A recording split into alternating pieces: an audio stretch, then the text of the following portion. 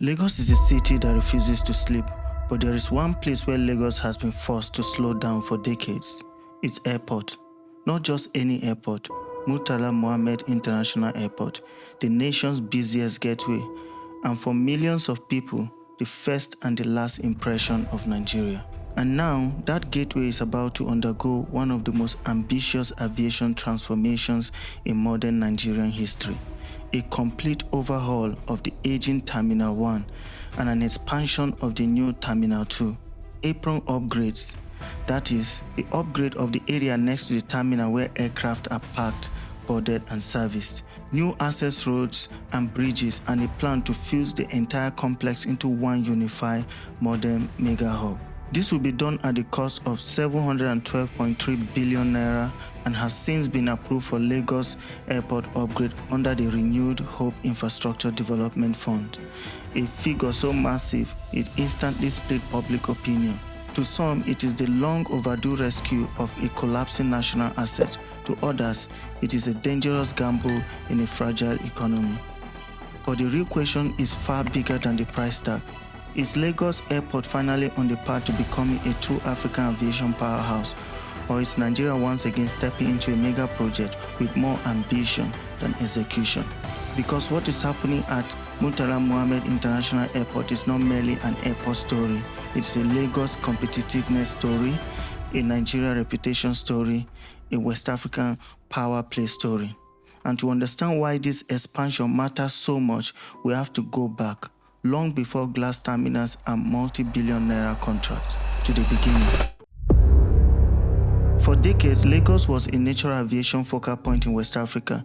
Murtala Muhammed International Airport grew into Nigeria's busiest international gateway, carrying business travelers, tourists, diaspora movement, and the weight of national identity. Terminal 1 became iconic, but over time, it also became a symbol of strain.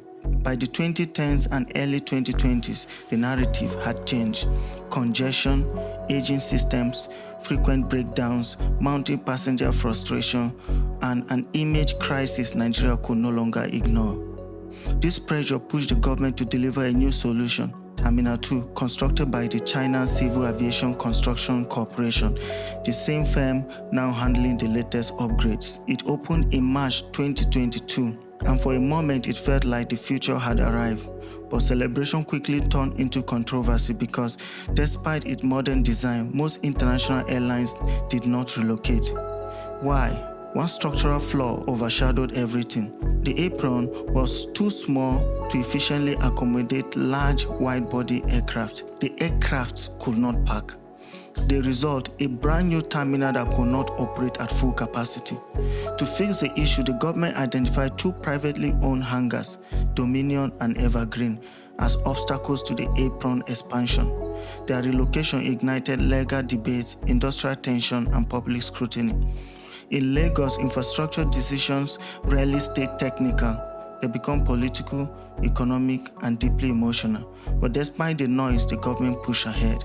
By late 2023, the broader strategy became clear. The old terminal and the airport around it needed more than maintenance.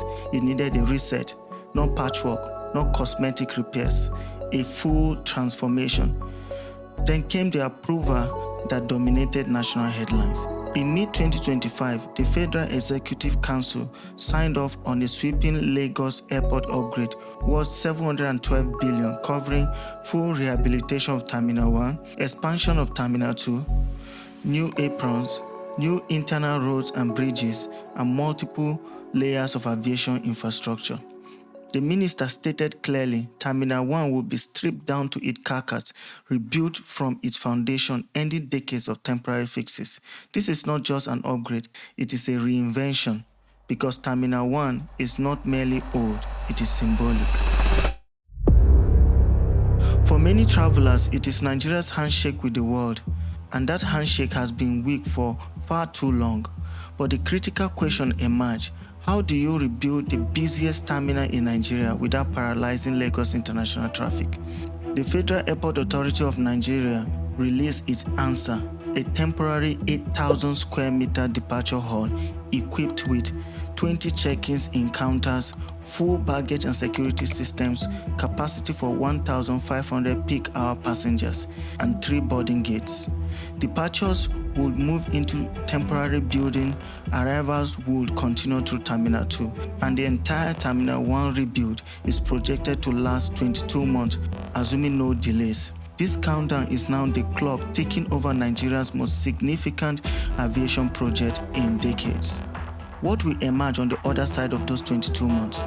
Not 2 terminals competing for relevance, but one integrated complex. The Federal Airport Authority of Nigeria's long-time design includes a connection structure linking terminals 1 and 2, creating a unified passenger flow, the kind expected in global hub airports.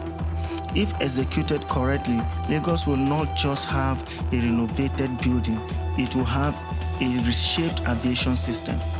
Smoother airline operations, faster passenger processing, better gate distribution, more competitive cargo and business travel infrastructure. But with every promise comes the counterweight, the cost.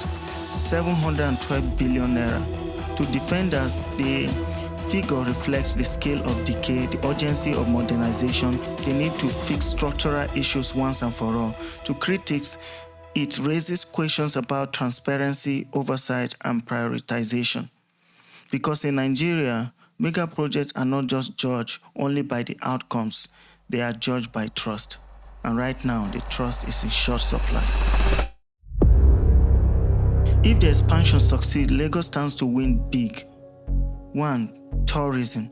The world-class airport changes perception instantly. For decades, Nigeria has battled reputational damage of outdated entry points. A modern gateway softens that impact. 2. Commerce and investment. Investors value reliability. Smooth international access strengthens Lagos' appeal as a business hub. 3. Jobs. Major construction today, aviation, retail, logistics, and hospitality opportunities tomorrow. 4. Regional competition. Africa's aviation landscape is shifting. Addis Ababa has already built a global transit model. Accra, Kigali, Nairobi all expanding aggressively. Lagos wants to be back in that race, and with its economy, size, and strategic location, it has every reason to try. So what is the real question? The real question is, will this transform the Lagos economy? The honest answer, it can profoundly. But airports don't create prosperity on their own. They create access, they unlock opportunity, they reduce friction, they attract investment. For Lagos to fully benefit, this upgrade must be paired with efficient mobility systems, better visa and arrival processes, strong airline partnerships, consistent maintenance culture, and disciplined management of the airport economy. If this align, the Murtala Muhammed International Airport expansion could catalyze the next phase of Lagos' growth story. But if they don't, the project risks becoming another grand Nigerian vision weakened by execution gaps. And that is why the next 22 months matter so much. Because when Terminal 1 reopens, the verdict will be immediate. Passengers will feel it, airlines will respond, and the world will judge.